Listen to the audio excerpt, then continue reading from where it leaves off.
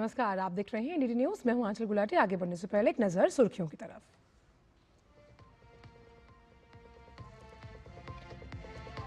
प्रधानमंत्री नरेंद्र मोदी ने परस्पर विश्वास और सम्मान के आधार पर रिश्तों को आगे बढ़ाने की जताई प्रतिबद्धता। चीन के राष्ट्रपति के साथ द्विपक्षीय बैठक में कई अहम मुद्दों पर की चर्चा।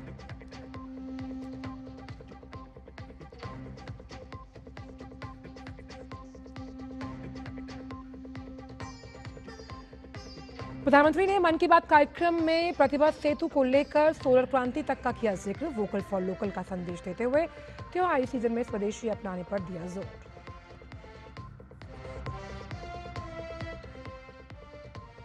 मन की बात में प्रधानमंत्री ने जम्मू कश्मीर का किया जिक्र। कहा, बदल रहा है मेरा देश।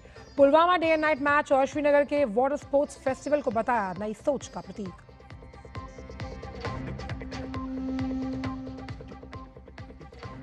लखनऊ के गुंडबा इलाके में पटाखा फैक्ट्री में धमाका। हादसे में कई लोगों की मौत, कई घायल। सीएम योगी ने मृतक के परिजनों के प्रति जताई संवेदना। राहत कार्य में तेजी लाने के दिए निर्देश।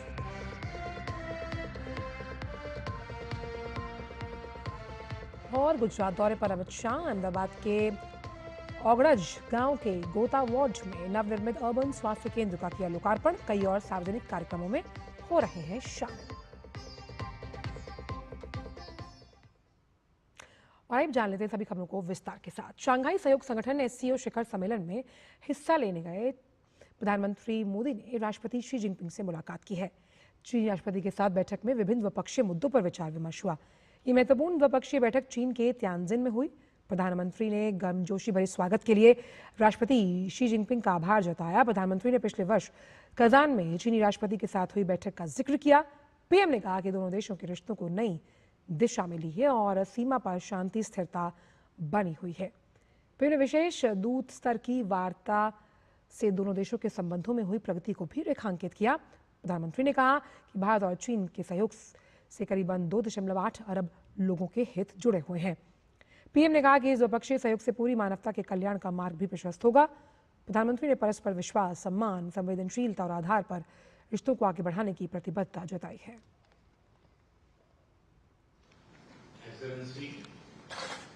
हमारे गर्मजोशी भरे स्वागत के लिए मैं आपका हृदय से आभार व्यक्त करता हूं। पिछले वर्ष कजान में हमारी बहुत ही सार्थक चर्चा हुई थी। हमारे संबंधों को एक सकारात्मक दिशा मिली। सीमा पर डिसएंगेजमेंट के बाद शांति और स्थिरता का माहौल बना हुआ है। हमारे स्पेशल रिप्रेजेंटेटिव्स के बीच बॉर्डर मैनेजमेंट के संबंध में सहमति बनी। कैलाश मानसरोवर यात्रा फिर से शुरू की। दोनों देशों के बीच डायरेक्ट फ्लाइट भी फिर से शुरू की जा रही है। हमारे सहयोग से दोनों देशों के 2.8 बिलियन लोगों के हित जुड़े हुए हैं। इससे पूरी मानवता के कल्याण का मार्ग भी प्रशस्त होगा।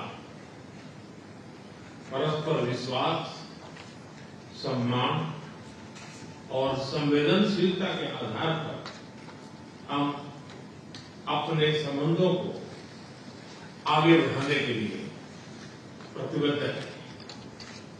एक्सेलेंसी, चीन द्वारा एससीओ की सफल अध्यक्षता के लिए मैं आपको बहुत बहुत बधाई देता हूं।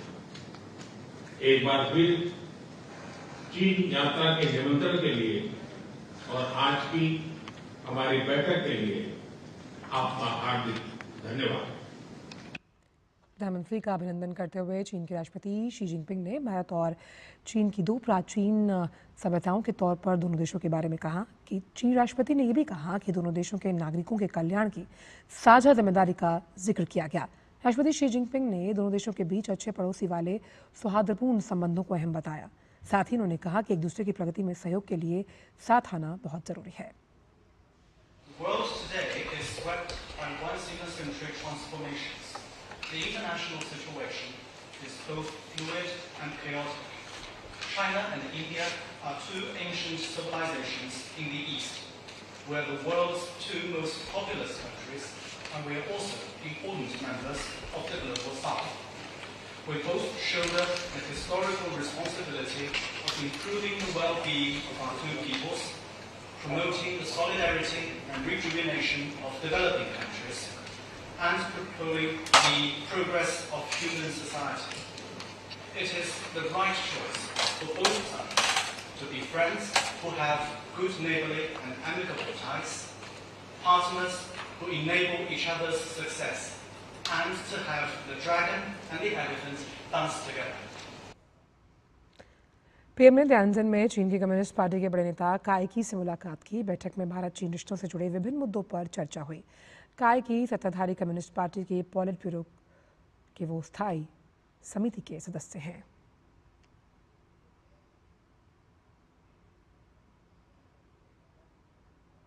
एक भारत श्रेष्ठ भारत की भावना देश की एकता, देश के विकास के लिए बहुत जरूरी है और निश्चित तौर पर खेल इसमें बड़ी भूमिका निभाते हैं।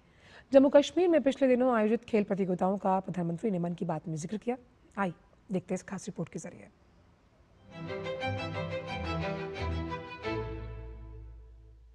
जम्मू कश्मीर ने हाल ही में 2 बहुत खास उपलब्धियां हासिल की हैं। प्रधानमंत्री ने जम्मू कश्मीर के पुलवामा में आयोजित एक खास मैच का मन की बात में जिक्र किया। जम्मू कश्मीर के पुलवामा के एक स्टेडियम में रिकॉर्ड संख्या में लोग इकट्ठा हुए। यहाँ पुलवामा का पहला डे नाइट क्रिकेट मैच खेला गया। पहले ये होना असंभव था, लेकिन अब मेरा देश बदल रहा है। ये मैच रॉयल प्रीमियर लीग का हिस्सा है, जिसमें जम्मू कश्मीर की अलग अलग टीमें खेल रही हैं। इतने सारे लोग, खासकर युवा, पुलवामा में रात के समय हजारों की तादाद में क्रिकेट का आनंद लेते हुए ये नजारा वाकई देखने लायक था। प्रधानमंत्री ने श्रीनगर में आयोजित हुए खेलो इंडिया वाटर स्पोर्ट्स फेस्टिवल के बारे में बात की। उन्होंने विजेता राज्यों और खिलाड़ियों को बधाई दी। साथ ही हॉस्पिटैलिटी के लिए जम्मू कश्मीर की जनता की प्रशंसा की। दूसरा आयोजन जिसने ध्यान खींचा वो है देश में हुआ पहला खेलो इंडिया वाटर स्पोर्ट्स फेस्टिवल, और वो भी श्रीनगर की डल झील पर हुआ। सचमुच ऐसा उत्सव आयोजित करने के लिए ये कितनी खास जगह है। इसका उद्देश्य है जम्मू कश्मीर में वाटर स्पोर्ट्स को और लोकप्रिय बनाना। इसमें पूरे भारत से 800 से अधिक एथलीट्स ने हिस्सा लिया। महिला एथलीट्स भी पीछे नहीं रही, उनकी भागीदारी भी लगभग पुरुषों के बराबर थी। मैं उन सभी खिलाड़ियों को बधाई देना चाहता हूं जिन्होंने इसमें भाग लिया। विशेष बधाई मध्य प्रदेश को, जिसने सबसे ज्यादा मेडल जीते। उसके बाद हरियाणा और उड़ीसा का स्थान रहा। जम्मू कश्मीर की सरकार और वहां की जनता की आत्मीयता और मेहमान नवाजी की मैं भूरी भूरी प्रशंसा करता हूं। जम्मू कश्मीर में आयोजित प्रतियोगिताओं से न सिर्फ खेलों को बढ़ावा मिल रहा है, बल्कि दशकों तक अलग थलग पड़ा जम्मू कश्मीर खेलों के जरिए पूरे देश के साथ जुड़ रहा है। Bureau report, DD news.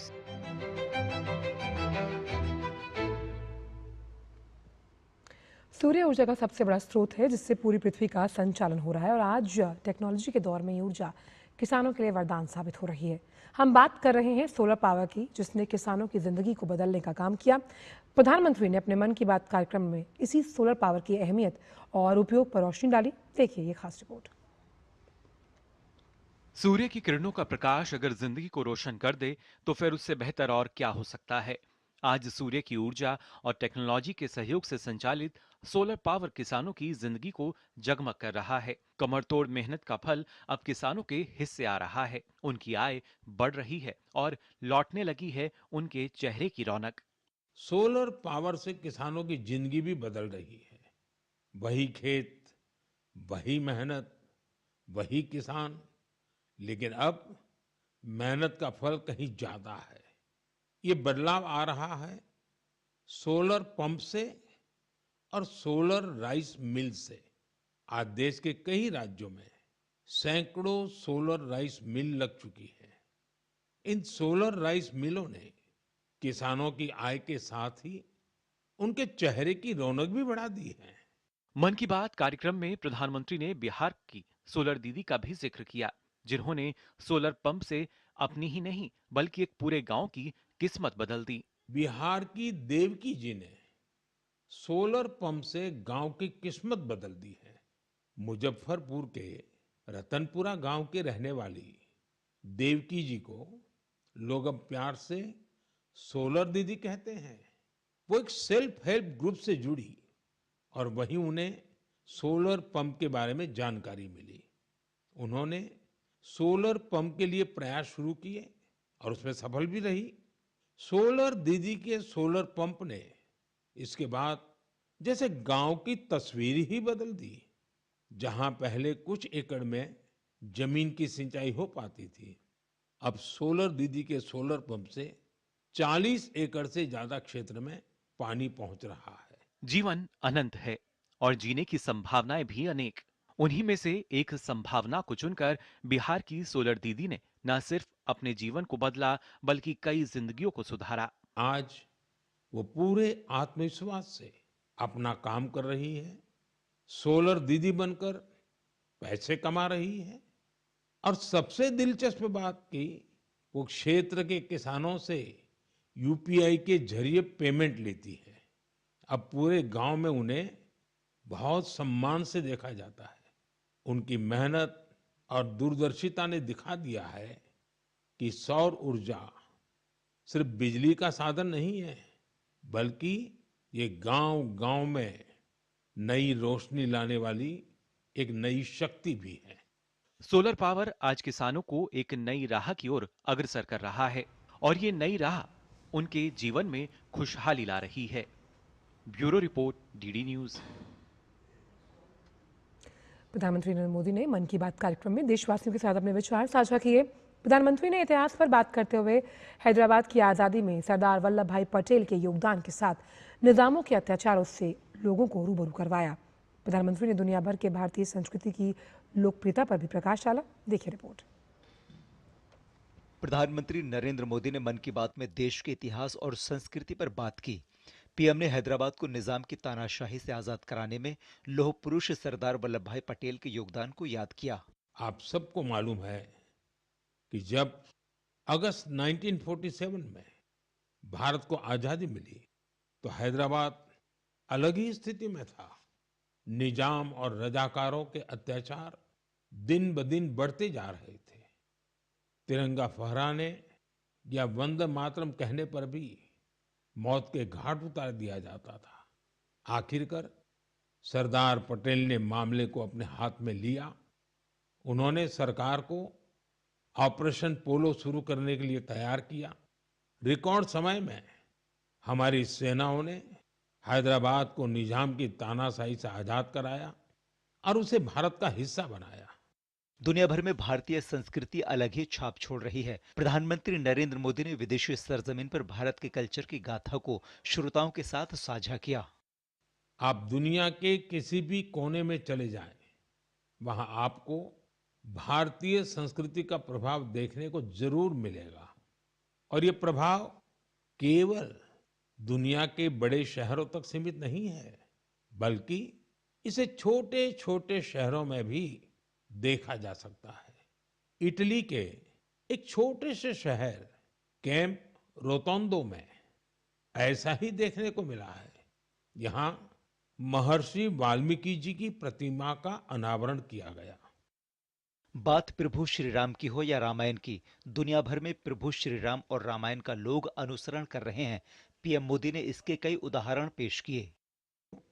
इस महीने की शुरुआत में कनाडा के मिसिसागा में प्रभु श्री राम की 51 फीट ऊंची प्रतिमा का भी अनावरण किया गया है। इस आयोजन को लेकर लोगों में बहुत उत्साह था।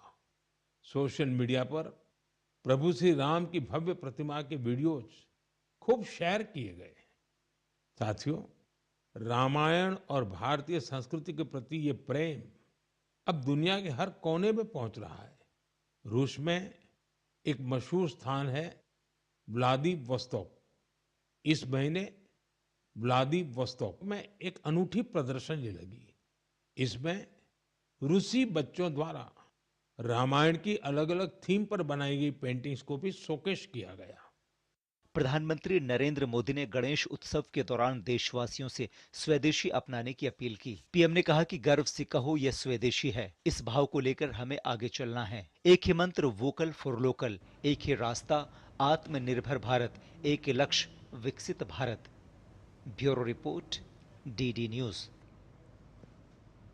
यूपीएससी सिविल सर्विसेज जो है उनके लिए नौजवान कठिन परिस्थितियों में पढ़ाई के बाद परीक्षा देते हैं। इस परीक्षा में एक तरफ अभ्यर्थी पास होकर सर्विसेज में जगह पाते हैं, वहीं दूसरी ओर कुछ नौजवान मामूली अंतर से रह जाते हैं। इन अभ्यर्थियों की मेहनत कम नहीं होती और सरकार ने उनके लिए एक सुनहरा अवसर पाने के लिए मंच तैयार किया। देखिए रिपोर्ट के जरिए। प्रधानमंत्री नरेंद्र मोदी ने मन की बात कार्यक्रम में यूपीएससी सिविल सर्विसेज परीक्षा में मामूली अंतर से असफल हुए अभ्यर्थियों के लिए एक नई उम्मीद की किरण का उल्लेख किया। प्रधानमंत्री ने कहा कि एक तरफ टॉपर्स छा जाते हैं, वहीं हजारों ऐसे उम्मीदवार भी होते हैं जो बेहद काबिल होते हैं, लेकिन मामूली अंतर से अंतिम सूची तक नहीं पहुंच पाते हैं। यूपीएससी की परीक्षा की एक सच्चाई और भी है। हजारों ऐसे उम्मीदवार भी होते हैं जो बेहद काबिल होते हैं, उनकी मेहनत भी किसी से कम नहीं होती, पर मामूली अंतर से वो अंतिम सूची तक नहीं पहुंच पाते।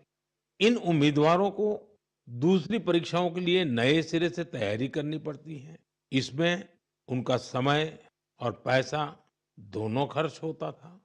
इसलिए अब ऐसे होनहार विद्यार्थियों के लिए भी एक डिजिटल प्लेटफॉर्म बनाया गया है और इसका नाम है प्रतिभा सेतु। इस पोर्टल से प्राइवेट कंपनियां इन होनहार छात्रों की जानकारी लेकर उन्हें अपने यहां नियुक्ति दे सकती हैं। इस पोर्टल की मदद से सैकड़ों उम्मीदवारों को तुरंत नौकरी मिली है। प्रतिभा सेतु में उन उम्मीदवारों का डेटा रखा गया है जिन्होंने यूपीएससी की अलग-अलग परीक्षाओं के सभी चरण पास किए, लेकिन अंतिम मेरिट लिस्ट में उनका नाम नहीं आ पाया। इस पोर्टल पर 10,000 से ज्यादा ऐसे होनहार युवाओं का डेटा बैंक मौजूद है। इस पोर्टल से प्राइवेट कंपनियां इन होनहार स्टूडेंट्स की जानकारी लेकर उन्हें अपने यहां नियुक्ति दे सकती है। मन की बात कार्यक्रम में प्रधानमंत्री मोदी ने फेमस पॉडकास्टर लेक्स फ्रिडमैन के साथ पॉडकास्ट के बाद हुई एक महत्वपूर्ण घटना का भी उल्लेख किया। उन्होंने बताया कि पॉडकास्ट में बातों बातों में मध्य प्रदेश के शहडोल के फुटबॉल के क्रेज से जुड़ा एक गांव का वर्णन किया गया था। पॉडकास्ट के दौरान एक सवाल के उत्तर में मैंने शहडोल के फुटबॉल खिलाड़ियों का भी जिक्र किया था। यही बात जर्मनी के फुटबॉल खिलाड़ी और कोच डिटमार बायर्सडॉर्फर ने भी सुनी। शहडोल के युवा फुटबॉल खिलाड़ियों की लाइफ जर्नी ने उन्हें बहुत प्रभावित और प्रेरित किया। सही में किसी ने कल्पना भी नहीं की थी कि वहां के प्रतिभाशाली फुटबॉल खिलाड़ी दूसरे देशों का ध्यान अपनी ओर आकर्षित करेंगे। अब जर्मनी के इस कोच ने शहडोल के कुछ खिलाड़ियों को जर्मनी की एक एकेडमी में ट्रेनिंग देने की पेशकश की है। प्रधानमंत्री नरेंद्र मोदी मन की बात कार्यक्रम के जरिए देश और लोगों की प्रगति का उल्लेख करते हैं। प्रधानमंत्री नौजवानों को प्रोत्साहित करते हुए उनके लिए पैदा हुए नए अवसरों की भी जानकारी साझा करते हैं, जिससे उनका मनोबल बढ़े और नई ऊर्जा पैदा हो। Bureau report, DD news. और मन की बात में प्रधानमंत्री नरेंद्र मोदी ने देश के कई इलाकों में प्राकृतिक आपदा पर दुख जताया। पीएम ने इस मुश्किल घड़ी में एनडीआरएफ, एसडीआरएफ, सेना, स्थानीय लोग, प्रशासन और सामाजिक कार्यकर्ता सभी के प्रयासों की सराहना की है।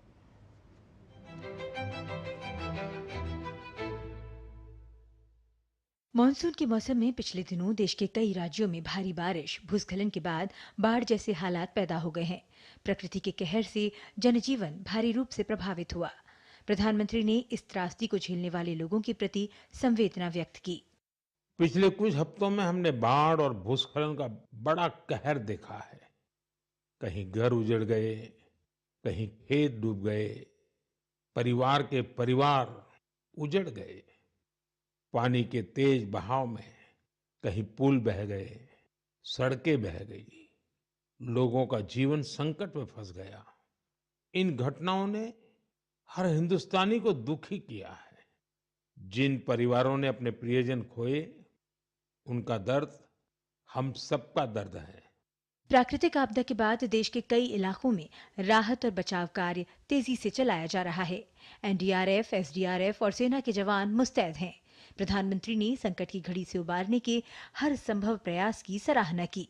जहां भी संकट आया, वहां के लोगों को बचाने के लिए हमारे एनडीआरएफ, एसडीआरएफ के जवान, अन्य सुरक्षा बल, हर कोई दिन रात जुटे रहे। जवानों ने तकनीक का सहारा भी लिया है। थर्मल कैमरे, लाइव डिटेक्टर, स्नीफर डॉग्स और ड्रोन सर्विलेंस ऐसे अनेक आधुनिक संसाधनों के सहारे राहत कार्य में तेजी लाने की भरपूर कोशिश की गई। इस दौरान हेलीकॉप्टर से राहत सामग्री पहुंचाई गई, घायलों को एयरलिफ्ट किया गया। आपदा की घड़ी में सेना मददगार बनकर सामने आई। स्थानीय लोग, सामाजिक कार्यकर्ता, डॉक्टर, प्रशासन, संकट की इस घड़ी में सभी ने हर संभव प्रयास किया। मैं ऐसे हर नागरिक को हृदय से धन्यवाद देता हूं, जिन्होंने इस कठिन समय में मानवीयता को सबसे ऊपर रखा हुआ है। आपदाग्रस्त इलाकों में सामूहिक प्रयासों से जनजीवन वापस पटरी पर लौट रहा है। Bureau report, DD news.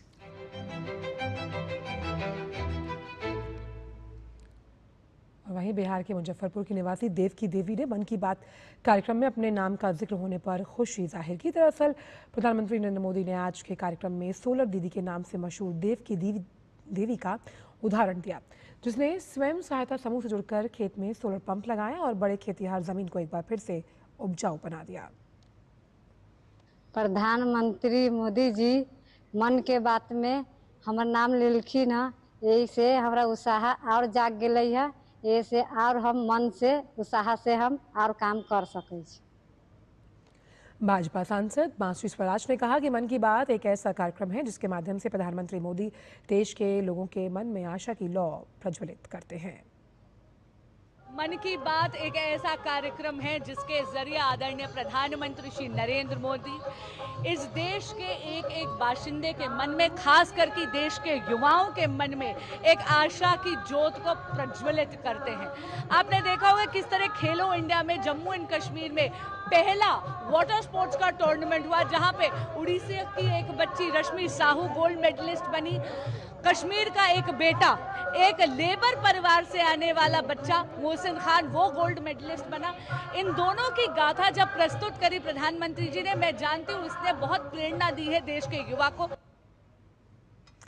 UP के उप मुख्यमंत्री ब्रजेश पाठक ने प्रधानमंत्री मोदी के मन की बात कार्यक्रम को सुना। उसके बाद उन्होंने कहा कि मन की बात कार्यक्रम में हर बार कुछ नया होता है और इसे सुनकर समाज को नई प्रेरणा मिलती है। उन्होंने कहा कि मन की बात में प्रधानमंत्री ने बताया कि जम्मू कश्मीर जैसे राज्यों में खासकर खेल के एक क्षेत्र में युवाओं की प्रतिभा को निखारने के लिए बड़ी प्रतियोगिता आयोजित की जा रही है।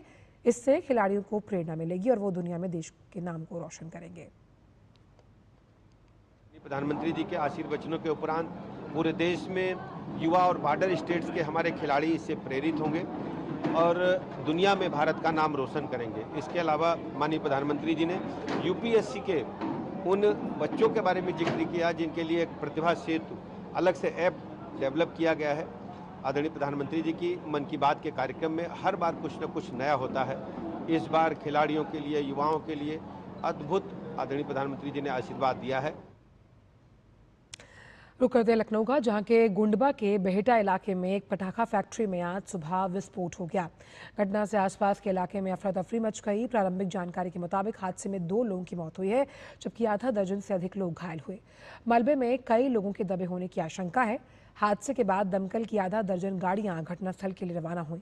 पुलिस की कई टीमें मौके पर मौजूद हैं। मुख्यमंत्री योगी आदित्यनाथ ने हादसे का संज्ञान लिया। मृतक जो हैं उनके शोक संतप्त परिजनों के प्रति संवेदना जाहिर की है और घायलों के शीघ्र स्वस्थ होने की कामना भी।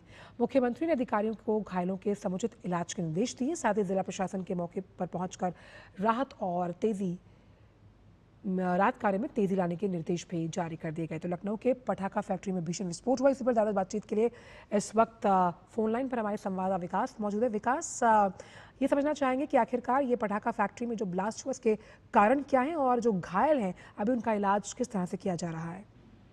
देखिए, ये जो विस्फोट हुआ है ये मकान में हुआ है, गुडम्बा थाना क्षेत्र है, बेहटा जगह पर ये विस्फोट की जो खबर मिली, खबर की सूचना पाने के बाद तत्काल वहां पर आला अधिकारी पहुंचे, तमाम सारी रिस्पांस टीमें पहुंची और वहां पर राहत और बचाव का काम किया और उसके बाद फिलहाल ये काम पूरा कर लिया गया है। और इस घटना में जो अभी तक की सूचना है, इस घटना में 2 लोगों की मौत की सूचना है और 5 लोग इसमें घायल हुए थे। 5 लोगों में 3 लोग उपचार के बाद उनको छुट्टी दे दी गई है और 2 लोग अभी अस्पताल में घायल हैं, जो गंभीर रूप से घायल हैं, जिनका किंग जॉर्ज मेडिकल चिकित्सा विश्वविद्यालय में इलाज चल रहा है। वहां पर तमाम सारे आला अधिकारी मौके पर पहुंचे। वहां के जेसीपी और जिला अधिकारी इन्होंने मीडिया को बताया भी कि अभी फिलहाल विस्फोट किस कारण से हुआ ये नहीं कहा जा सकता है, क्योंकि विस्फोट इतना ज्यादा बड़ा था कि जिस मकान में ये विस्फोट होता है वह मकान पूरी तरीके से खंडहर हो जाता है, लेकिन आसपास के 3-4 मकान भी इस विस्फोट की वजह से क्षतिग्रस्त होते हैं, बाकी के मकानों में छेद हो जाते हैं। तो ये विस्फोटक पदार्थ के कारण हुआ, पटाखे के कारण हुआ, या वहां पर घर के अंदर सिलेंडर रखे थे, फ्रिज रखे थे, किस कारणों से हुआ है उसके लिए स्पेशलाइज्ड टीमें वहां पहुंच चुकी हैं। इस मामले की पूरी जांच कर रही है। विस्फोट का कारण बाद में बताएंगे, इस बाद में ही बताएंगे, लेकिन फिलहाल सबसे पहले जब ये घटना हुई थी मुख्यमंत्री योगी आदित्यनाथ ने तत्काल इस घटना का संज्ञान लेते हुए निर्देश दिए हैं कि जो भी घायल हैं उनको समुचित इलाज मिले और दोनों गंभीर रूप से जो घायल लोग हैं उनका मेडिकल कॉलेज में इलाज चल रहा है। वहां पर मौके पर रेस्क्यू का काम पूरा कर लिया गया है। वहां पर जांच टीम मौके पर मौजूद है, इस बात की जांच कर रही है, विस्फोट के कारणों का पता लगा रही है। इसके बाद जब इस पर सूचना आएगी तभी असली कारण पता चल पाएंगे। फिलहाल 2 लोगों की मौत की सूचना है इसमें और 5 लोग घायल हुए थे। जी हाँ, चलो यहाँ साफ तौर पर लखनऊ पटाखा फैक्ट्री में जो ये ब्लास्ट की खबर है, ऐसे में पटाखा फैक्ट्री को चलाने के लिए कुछ नियम होते हैं, क्या उन नियमों की अनदेखी की गई? जी बिल्कुल, इस बारे में अधिकारियों ने कहा कि इस बारे में अभी वो कुछ स्पष्ट रूप से नहीं कह सकते हैं, क्योंकि इस मकान के अंदर पटाखे बन रहे थे या नहीं बन रहे थे, पटाखों के कारण हुआ है। फिलहाल इस बारे में पुलिस ने अभी तक कुछ नहीं बताया है और इस मामले में विस्फोट के कारणों की जांच के बाद ही वो इस मामले में स्पष्ट बता पाएंगे। अंदर जिस तरीके से लेकिन ये विस्फोट हुआ वो बड़ा ही भयानक विस्फोट था, क्योंकि पूरा मकान क्षतिग्रस्त हो जाना और आसपास के मकान भी उसकी वजह से क्षतिग्रस्त हो गए। तो बिल्कुल कह सकते हैं कि एक बड़ा विस्फोट था। हो सकता है कोई विस्फोटक सामग्री वहां पर रही हो, वहां पर पटाखे बनाने का काम चल रहा हो, लेकिन वहां पर मौजूद जो कई गैस सिलेंडर अंदर थे या अन्य फ्रिज जैसे उपकरण मौजूद थे, उन पर भी वो आग पहुंची और उस कारण ये विस्फोट हुआ। किस कारण विस्फोट हुआ है ये सारी बातें तो जांच रिपोर्ट आने के बाद ही पता चल पाएंगे। फिलहाल अभी जो राहत और बचाव का काम चल रहा था वो अभी पूरा कर लिया गया है। अंदर अभी मलबे के अंदर किसी के फंसे होने की संभावना अब नहीं है। वहां पर एसडीआरएफ की टीमें, तमाम सारी टीमें, रिस्पांस टीमें, अग्निशमन की टीमें पहुंची हैं वहां पर और वहां पर पूरा अपना उन्होंने काम कर लिया है। जांच टीम वहां पर पहुंची है, वो इस मामले की जांच कर रहे हैं कि किस तरीके का विस्फोटक था, क्योंकि विस्फोट काफी बेहद ही बड़ा विस्फोट था। इस तरीके के विस्फोट कैसे हो सकते हैं, उन सब चीजों की जांच की जा रही है। आंचल साथी विकास, कई ऐसे जो जिस तरह से ब्लास्ट हुआ है ऐसे में कई लोगों के मलबे में भी दबे होने की आशंका जताई जा रही है, उनके लिए किस तरह से राहत और बचाव कार्य चुनौतीपूर्ण लग रहा है?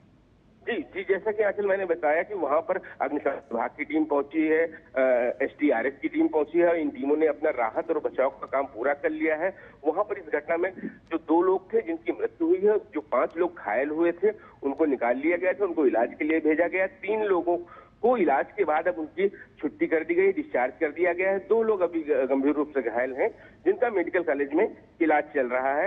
मुख्यमंत्री योगी आदित्यनाथ ने भी निर्देश दिए हैं कि किसी भी प्रकार की इलाज में कोई कमी न रहे, उच्च कोटि का इलाज किया जाए जिससे कि वो स्वस्थ हो जाए। क्योंकि एक ही परिवार के लोग इसमें शामिल थे अपने जीवन निर्वहन के लिए।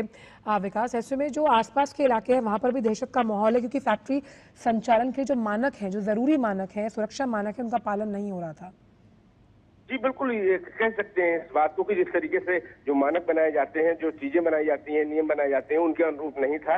लेकिन इस विस्फोट के क्या कुछ असली कारण है वो तो जांच के बाद पता चलेंगे। लेकिन एक ही परिवार के, जैसा कि आपने बताया कि माता पिता आलम और उसकी पत्नी और उसके बच्चे समेत वहां पर आसपास के 2 बच्चे भी मौजूद थे, तो वो भी इस घटना में घायल हुए थे। तो आलम और उसकी पत्नी तो इस घटना में मौत हो जाती है, लेकिन उनके बच्चे अभी इलाज चल रहा है उनका। और बिल्कुल इलाज के बाद उच्च कोटि का इलाज के निर्देश दिए गए हैं। शीघ्र स्वस्थ होने की मुख्यमंत्री योगी आदित्यनाथ ने कामना की है। लेकिन इस पूरे मामले पर कहीं ना कहीं इस बात पर जरूर सवाल उठता है कि जो विस्फोटक पदार्थ जैसे जो भी कार्य किए जाते हैं उन पर मानक पालन क्यों नहीं होता है सही से। तमाम सारी जब खबरें आती हैं बिल्कुल दुखद खबरें होती हैं और ऐसी खबरों के बाद ही प्रशासन चेतता है। पहले से अगर चेतते रहे तो इस तरह की घटनाएं नहीं होती हैं। चलिए विकास, आप नजर बना के रखिएगा, जो भी कारण हम है, आगे भी आपसे वो इस पूरे मसले पर लगातार अपडेट्स लेते रहेंगे। बहुत बहुत शुक्रिया इन तमाम जानकारी को साझा करने के लिए। वहीं लखनऊ के जो डीएम है वो घटनास्थल पर पहुंच गए, उन्होंने बचाव कार्य का जायजा लिया और इस हादसे की जानकारी दी। एक सूचना प्राप्त होने पर स्थानीय स्तर पे जो पुलिस टीम के साथ साथ अग्निशमन विभाग की टीम और एसडीआरएफ और इमरजेंसी रिस्पांस की सारी टीम यहाँ पे मौके पर पहुँच गई थी। 2 लोगों की डेथ कंफर्म है और उसके साथ साथ कुल 5 लोग घायल हो गए, जिसमें 3 लोगों के प्राथमिक उपचार के बाद वो ठीक है और 2 लोग थोड़ा गंभीर रूप से उनकी चोट लगी हुई तो वो केजीएमसी रेफर हुए। केंद्रीय गृह और सहकारिता मंत्री अमित शाह गुजरात के दौरे पर हैं। अमित शाह ने आज अहमदाबाद के औगड़ज गांव के गोता वार्ड में नवनिर्मित अर्बन स्वास्थ्य केंद्र का लोकार्पण किया। इस मौके पर उपस्थित जनसमूह ने केंद्रीय गृह मंत्री का स्वागत किया। अमित शाह ने नवनिर्मित अर्बन स्वास्थ्य केंद्र का अवलोकन किया और संबंधित अधिकारियों से चर्चा। इस दौरान केंद्रीय गृह मंत्री अमित शाह वृक्षारोपण कार्यक्रम में भी शामिल हुए और पौधा लगाकर लोगों को पर्यावरण के प्रति जागरूक किया।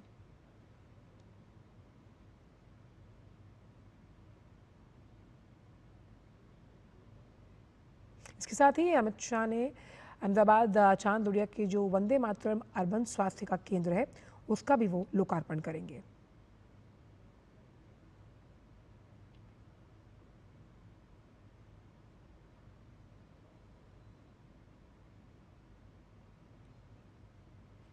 वहीं अहमदाबाद में डिवाइन यूनिटी ग्रुप द्वारा आयोजित गणेश उत्सव में भी अमित शाह शामिल हुए। उन्होंने भगवान गणेश के दर्शन किए और पूजा भी की।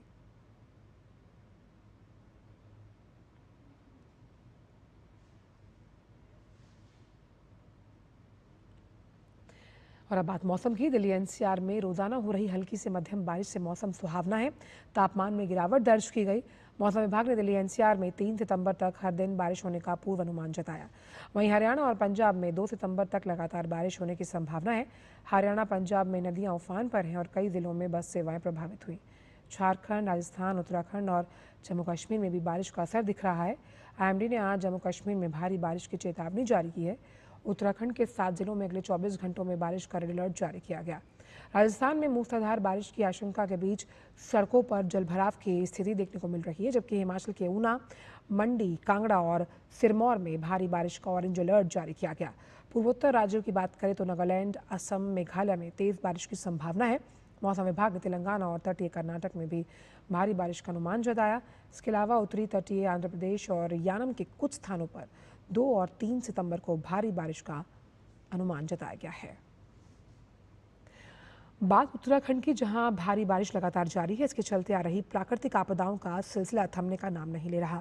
हालांकि चमोली में रात से हो रही भारी बारिश कुछ समय से थमी हुई है, लेकिन कई जगह रुक रुक कर हल्की बारिश, घना कोहरा और बादल छाए हुए हैं। वहीं चमोली के नंदानगर घाट बाजार में लगातार भारी बारिश से भू धसाव बढ़ने पर प्रशासन की ओर से लोगों को सुरक्षित स्थानों पर पहुंचाया जा रहा है। वहीं चमोली में कुंथरी लग्गा फाली क्षेत्र में दरारें आने से एक घर, 3 गौशालाएं ढह गई। वहीं 16 मकान खतरे में हैं। प्रभावितों को 2 राहत शिविरों में ठहराया गया। भारत, तिब्बत और चीन सीमा को जोड़ने वाला ज्योतिर्मठ मलारी मार्ग के बह जाने से यातायात अवरुद्ध हुआ। इसके साथ ही बद्रीनाथ राष्ट्रीय राजमार्ग भनेर पानी, पागल नाला, नंदप्रयाग, कमेड़ा समेत 5 स्थानों में भी यातायात आवाजाही बाधित है। इसके साथ ही इलाके के ग्रामीण क्षेत्रों को जोड़ने वाले 58 से अधिक लिंक मार्ग भी अवरुद्ध है। राज्य सरकार की ओर से बचाव और राहत कार्य युद्ध स्तर पर जारी है। और वहीं बात अगर जम्मू कश्मीर की करें तो लगातार बारिश से जनजीवन अस्त व्यस्त है। इस बीच भारतीय सेना ने तवी नदी पर चौथा पुल, अस्थायी बेली ब्रिज का निर्माण कर दिया। भारी बारिश के कारण नदी में आए उफान की वजह से पुल का एक हिस्सा पूरी तरह क्षतिग्रस्त था, जिससे यातायात बाधित हुआ। ऐसे में भारतीय सेना के इंजीनियर्स ने मोर्चा संभालते हुए मात्र 3 दिन में 110 फुट लंबा बेली ब्रिज तैयार कर दिया। सेना की इस कार्रवाई से स्थानीय लोगों को राहत मिली। जम्मू शहर के कई हिस्सों में मूसलाधार बारिश के कारण जल भराव की समस्या बनी हुई है, जिससे लोगों को आने जाने में दिक्कतों का सामना करना पड़ रहा है।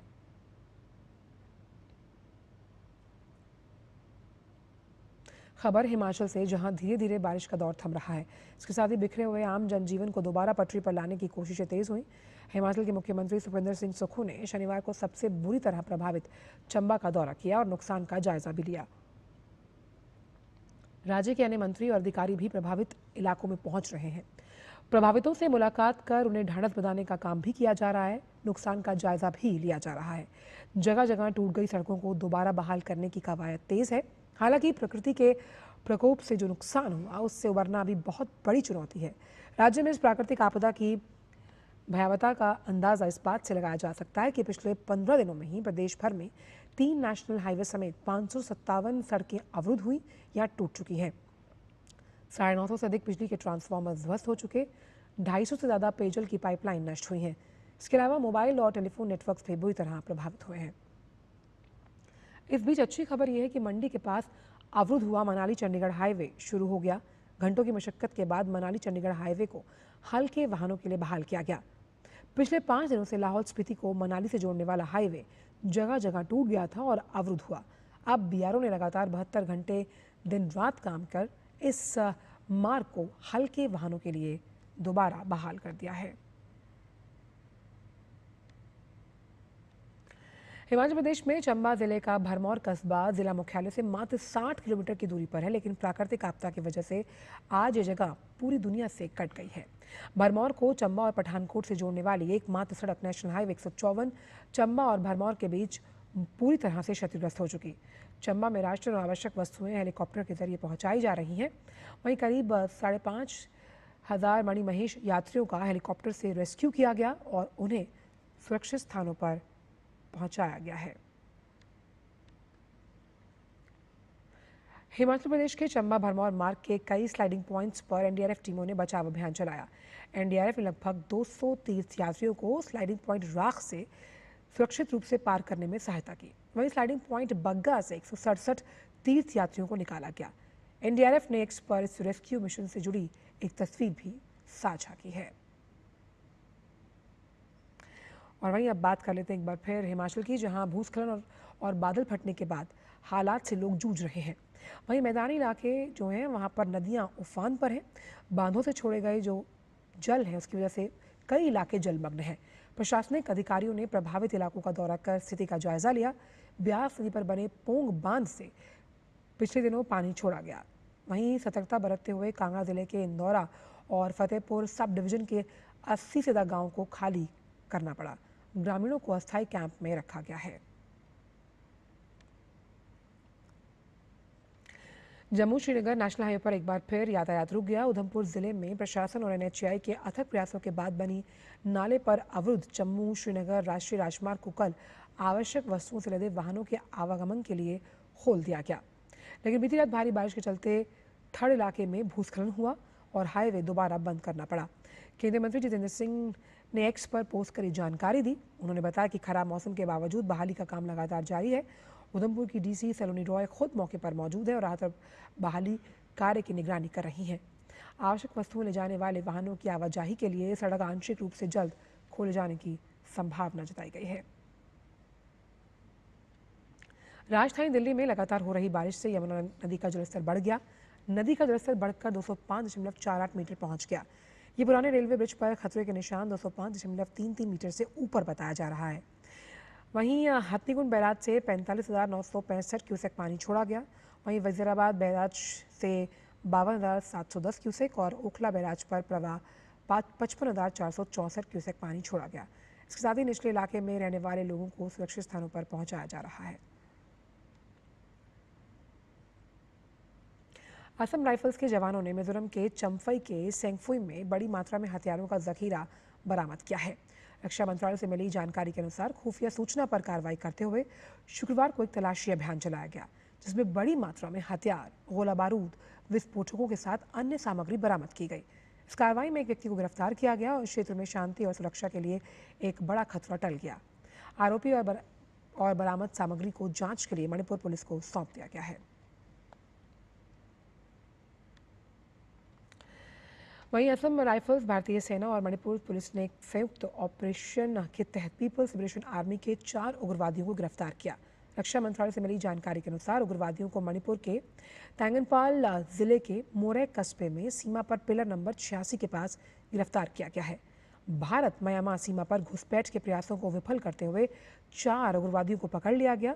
सुरक्षा बलों ने आगे की कार्रवाई के लिए उग्रवादियों को काकचिंग पुलिस को सौंप दिया है। गणेश उत्सव की धूम इन दिनों हर जगह देखी जा रही है। गणपति के दर्शन पर उनकी कृपा हासिल करने की आशा के लिए भक्त गणपति के पंडालों में भारी संख्या में पहुंच रहे हैं।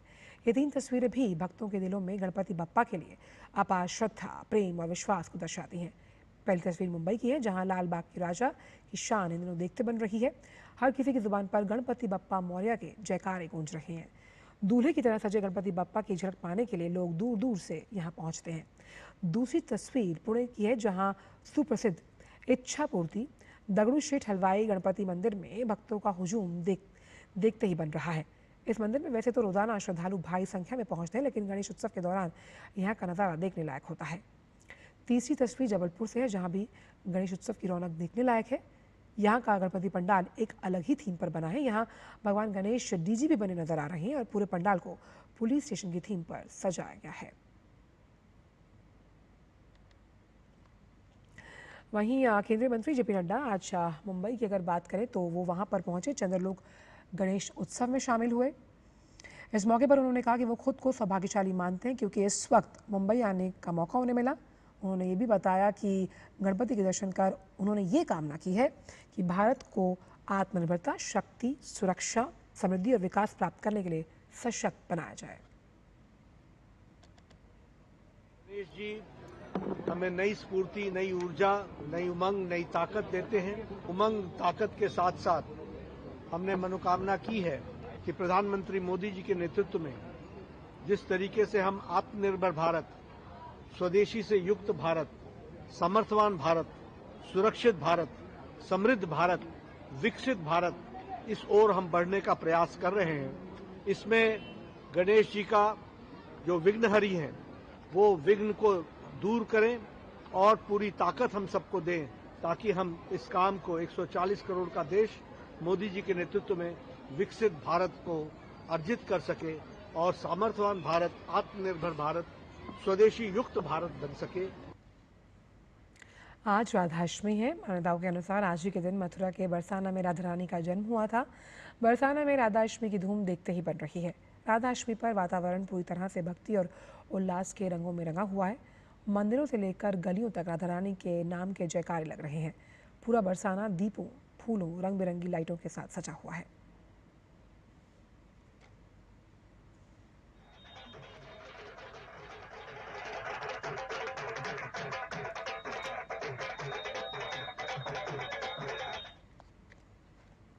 आज ही के दिन बरसाना में 20 लाख से ज़्यादा श्रद्धालुओं के आने का अनुमान है। बरसाना के मुख्य मंदिर के पुजारी ने आज के आयोजन की जानकारी देते हुए बताया कि राधाष्टमी की विशेष पूजा के लिए सभी उचित व्यवस्था की गई है। बरसाना में 2 दिवसीय राधा जन्मोत्सव मनाया जाता है। भादो मास के शुक्ल पक्ष की अष्टमी तिथि को राधा रानी का जन्म हुआ तो सप्तमी अष्टमी को यहाँ मनाया जाता है। आप देख रहे हैं पूरे मंदिर को दुल्हन की तरह से सजाया गया, चारों तरफ जगमग रोशनी हो रही है। श्रद्धालुओं की संख्या इस बार भारी संख्या, क्योंकि छुट्टी हो गई रविवार और शनिवार की वजह से, तो 20 लाख लोग यहाँ उनको देखते हुए मंदिर प्रबंधन ने 92 व्यवस्था है कि एक आप देख रहे हैं ये प्रवेश द्वार है और यहाँ से श्रद्धालु आते हैं और निकास द्वार से निकल जाते हैं। अभिषेक में दूध, दही, घृत और आपका शहद, केसर, इत्र आदि सभी वस्तुएं प्रयोग की जाती है। टनों की मात्रा में आता है क्योंकि 1 घंटे श्री जी का अभिषेक चलता है। बहुत विशाल प्रक्रिया है और पूरा गोस्वामी समाज, बरसाना, नंदगांव आदि सब पूर्व के जो कवियों के लिखे हुए पद हैं उनका गायन करते हुए श्री किशोरी जी का जन्मदिवस मनाते हैं। बहुत ही सुंदर मंदिर सजा हुआ है, एंट्रेंस बहुत सुंदर है और उतना ही सुंदर मंदिर है राधा रानी का। बहुत सुंदर देख के ही मतलब ऐसा लगता है हम स्वर्ग में आ गए हैं। बहुत आनंद है। बरसाना में आज सखियां एकत्रित हुई हैं और बहुत कृपा श्री जी की। बहुत ही आनंद की लहर है। बहुत ही सुंदर मंदिर, भव्य ये सजावट, बहुत ही सुंदर सजावट हो रखी है। राधा रानी की कृपा बरस रही है और संगत दूर दूर से आई है। हम भी दिल्ली से हर साल आते हैं राधा रानी के इस उत्सव के ऊपर और बहुत ही आनंद आता है।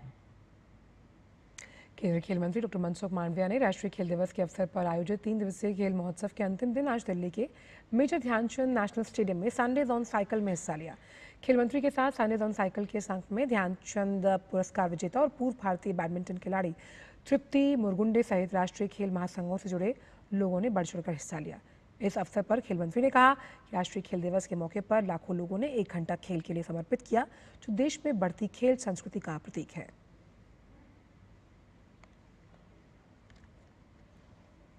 राष्ट्रीय खेल दिवस के अवसर पर 3 दिन का राष्ट्रीय खेल महोत्सव का आयोजन करा गया। समग्र देश में 10,000 से अधिक स्थानों पर देश के युवा संडे ऑन साइकिल के माध्यम से रोड पर निकले। जब आप साइकिलिंग करते हैं तब आप धरती से जुड़ते हैं। जब आप साइकिलिंग करते हैं तब आप स्वदेशी अपनाते हैं। और इसलिए चलो हम देश के हर नागरिक हर दिन रोज बरोज आपका कामकाज का स्थान दूर न हो तो और सुबह में मॉर्निंग 1 घंटे के लिए साइकिलिंग करके हम आत्मनिर्भर भारत के स्वप्न को साकार करें। मैं कहूँगी कि एक शानदार सुबह रही मेरे लिए, संडेज वाली सुबह। और जो वाइब्रेंसी, जो एटमॉस्फेयर था, बहुत ही बेहतरीन था। I think it is wonderful and look at the enthusiasm everybody has been showing and everybody has actually showed up on a Sunday morning at 5:30 AM. I would like to thank our Honorable Prime Minister for launching this Fit India, because ये बहुत ज़रूरत है। और जिस तरीके का lifestyle चल रहा है, मेरे को ये बात बहुत अच्छी लगी कि गवर्नमेंट साइकिलिंग और बहुत सारे अलग स्पोर्ट्स प्रमोट कर रही है। और मैं भी यही एनकरेज करता हूँ लोगों को कि सबको साइकिलिंग करनी चाहिए और फिट रहना चाहिए। मैं लोगों को ये मैसेज देना चाहता हूँ कि वे फिट रहें और देश का नाम रोशन करें। जय हिंद, जय भारत। और वहीं प्रधानमंत्री नरेंद्र मोदी के खेलो इंडिया फिट इंडिया आह्वान पर ओडिशा के पुरी में भी फिटनेस और खेल प्रोत्साहन कार्यक्रमों का आयोजन किया गया। इस कड़ी में आज साइकिल रैली का आयोजन किया गया, जिसमें बीजेपी सांसद संबित पात्रा शामिल हुए। इस मौके पर उन्होंने कहा कि इस कार्यक्रम का उद्देश्य पूरे देश में खिलाड़ियों और खेलों को प्रोत्साहित करना है ताकि भारत के युवा फिट बने। संबित पात्रा ने लोगों से फिट और विकसित भारत के सुनिश्चित करने के लिए इन कार्यक्रमों में ज़्यादा से ज़्यादा भाग लेने की अपील भी की है। 29 अगस्त राष्ट्रीय खेल दिवस था, उस दिन से कार्यक्रम आरंभ हुए हैं खिलाड़ियों को प्रोत्साहन देने का, खेलों को प्रोत्साहन देने का। उसके अंतर्गत पूरी लोकसभा में हमने 29 तारीख से ही ये कार्यक्रम आरंभ किया था। और आज जो कि रविवार है, संडे है, संडेज ऑन साइकिल, किस प्रकार से फिट रहने के लिए युवा वर्ग और हर वर्ग के लोग साइकिलिंग करें संडे को, ये प्रधानमंत्री जी का आह्वान था। और आज आप पूरी में देख सकते हैं लगभग 1000 से अधिक लोग साइकिल के साथ मौजूद है। साइकिलिंग करके लगभग 2-3 किलोमीटर हम लोग साइकिल से आए हैं और इस प्रकार का एक उदाहरण स्थापित करने वाले हैं कि हम सब फिट रहें, हम भारतवर्ष को फिटनेस में आगे बढ़ाएं। राष्ट्रीय खेल दिवस के अवसर पर मेजर ध्यानचंद के सम्मान में 24 अगस्त से शुरू हुई 60 साल से अधिक उम्र के जो साइकिलिस्ट हैं, उनकी पैडल ऑन प्राइड साइकिल यात्रा रविवार को दिल्ली के मेजर ध्यानचंद नेशनल स्टेडियम में समाप्त हुई। यात्रा प्रयागराज से शुरू हुई और झांसी के रास्ते दिल्ली पहुंची। पैडल ऑन प्राइड के जो सदस्य हैं उनसे बात की हमारे संवाददाता सुशील कुमार ने। आइए सुनवाते हैं। राष्ट्रीय खेल दिवस के मौके पर पैडलिंग ऑन प्राइड की टीम पहुंची है दिल्ली। राष्ट्रीय खेल दिवस के मद्देनजर शुरू हुई है यात्रा आज दिल्ली के मेजर ध्यानचंद स्टेडियम पहुंची है। बात करेंगे टीम मेंबर से। पैडलिंग ऑन प्राइड के बारे में बताइए, क्या है ये मुहिम, क्या है, और इसके बारे में आप बताएं कि कहां से शुरू हुई, रूट क्या था और कैसा अनुभव रहा। हमने ये जो साइकिलिंग एक्सपीडिशन है ऐसे डिज़ाइन किया था कि मेजर ध्यानचंद जी जो हैं उनका जन्म हुआ था प्रयागराज में, उनका पैतृक स्थान है झांसी और उनके नाम पे स्टेडियम है नेशनल स्टेडियम दिल्ली। तो हमें तीनों चीज़ों को टच करते हुए आना था, तो हमने 24 तारीख को प्रयागराज से शुरू किया। ध्यानचंद जी के सम्मान में हमने ये यात्रा प्लान की थी। जी बिल्कुल, ध्यानचंद जी के सम्मान में यह यात्रा शुरू की और दिल्ली के ध्यानचंद स्टेडियम में आके ये यात्रा समाप्त हुई। सारे मेंबर 60+ के हैं, तो इस जो है इस उम्र में ये जोश और ये अनुभव, इसके बारे में क्या कहेंगे? सर, हम पहले से ही साइकिलिंग करते हैं वैसे तो, पर ये कॉज ऐसी थी कि जिसमें और जोश बढ़ गया। 60+ तो एक नंबर है, बाकी हम फिट है एकदम और इंडिया हिट होगा। फिट इंडिया की जो एक मुहिम शुरू की है पीएम मोदी ने, साइकिलिंग भी उसका एक पार्ट है। कोशिश यही है कि फिटनेस को जन जन तक पहुंचाया जाए, एक मैसेज दिया जाए। आप क्या कहेंगे, साइकिलिंग कितनी अहम भूमिका निभाती है फिटनेस को लेके? साइकिलिंग फिटनेस मंत्र में सबसे मैं कहूँगा सबसे अहम भूमिका निभाती है। साइकिलिंग का जो कैनवास है वो बहुत लंबा है। देखिए हम 900 किलोमीटर की डिस्टेंस कवर करके आए हैं। पूरा दिन हम साइकिल चलाते हैं। ये एक ऐसा स्पोर्ट्स है जो फुल डे आपको एंगेज रखता है और एक बहुत लंबा इसका फील्ड है। हम देखते हैं कि 60 प्लस के बाद लोग रिटायर मान लेते हैं खुद को और कहीं ना कहीं तमाम बीमारियों से कभी जो है सामना करते हैं। ऐसे में एक साइकिलिस्ट के तौर पर आप क्या सुझाव देना चाहेंगे जो लोग बढ़ती उम्र की तरफ बढ़ रहे हैं? 80% रोल जो है डाइट का है, आप क्या खाते हैं और कितनी कैलोरीज खाते हैं। 20% फिजिकल एक्टिविटीज़ का है। तो आपको स्ट्रेस मैनेज करना पड़ेगा, स्लीप मैनेज करनी पड़ेगी और अपने आप को एक्टिव रखना पड़ेगा, तब आप फिट रह सकते हो। तो ये थी पैडलिंग ऑन प्राइड की टीम, जिनका साफ तौर पर कहना है कि जिस तरह से पीएम मोदी की जो फिट इंडिया की मुहिम है वो संडेज ऑन साइकिलिंग के रूप में आगे बढ़ी है और यही वजह है कि बढ़ती उम्र के लोग भी आज साइकिलिंग को अपना रहे हैं और अपने दैनिक जीवन का हिस्सा बना रहे हैं। कैमरामैन सुनील राणा के साथ मैं सुशील कुमार, डीडी न्यूज़, दिल्ली। और प्रधानमंत्री आज चीन में एससीओ समिट के 2 दिवसीय दौरे पर और वहां पर बायलैटरल्स हुई हैं, जहां प्रधानमंत्री नरेंद्र मोदी ने म्यांमार के वरिष्ठ जनरल मिन आंग हलाइंग के साथ द्विपक्षीय बैठक की। तो एससीओ बैठक से इतर ये द्विपक्षीय बैठक हुई है।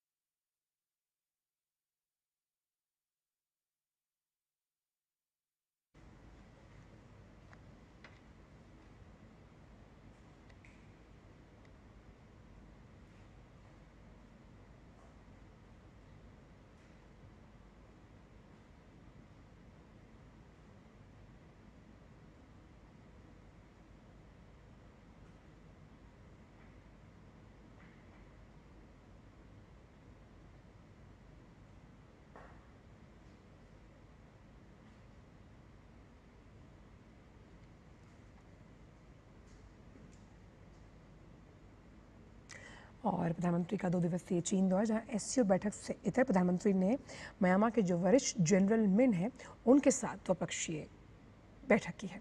बढ़ते आगे और बात करते हैं दिल्ली के में आयोजित एक कार्यक्रम की, जहां 40वें दिल्ली स्टेट शूटिंग चैंपियनशिप के जो विजेता हैं उन्हें सम्मानित किया गया।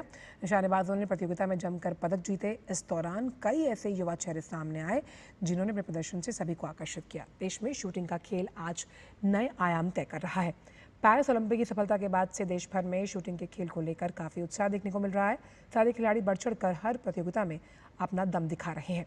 आने वाले दिनों में शूटिंग लीग का आयोजन किया जाएगा, जिससे उन खिलाड़ियों को भी मौका मिलेगा जो अपने मौके की तलाश में है, और साथ ही अंतर्राष्ट्रीय स्तर के खिलाड़ी भी इस प्रतियोगिता में जोर आजमाइश करते हुए नजर आएंगे।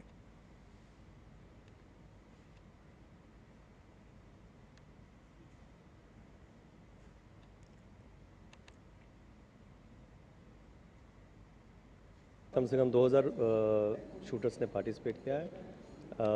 बहुत अच्छे रिजल्ट्स आए और दिल्ली को रिप्रेजेंट करने वाले जो शूटर्स हैं, चाहे वो यंगस्टर्स हैं, हमारे यहाँ 10 साल के बच्चे से शूट ने भी पार्टिसिपेट किया है और 65 ईयर और लेडीज़ ने भी पार्टिसिपेट किया है। ये एक बहुत ही एनकरेजिंग बात है। हमारे भारत के अंदर शूटिंग स्पोर्ट्स काफ़ी अच्छे तरीके से ग्रो कर रही है।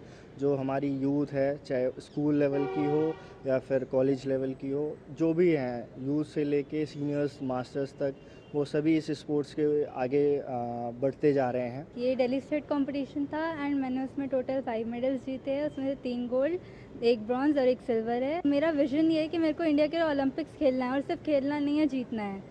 ये बहुत आगे का विजन है, बट इससे पहले भी मेरे को बहुत सारे पड़ाव पार करने हैं, जिसमें मेरा नेशनल लेवल आता है। उसमें मेरे को जीतना है, मेरे को अपनी टीम में एंट्री लेनी है, मेरे को टीम में जगह बनानी है अपनी। मैंने अभी स्टेट में गोल्ड मेडल जीता और मैं आगे चल के अपने देश को रिप्रेजेंट करना चाहता हूँ ओलंपिक में, वर्ल्ड लेवल पे। फिलहाल समाचारों में इतना ही। दीजिए इजाजत, नमस्कार।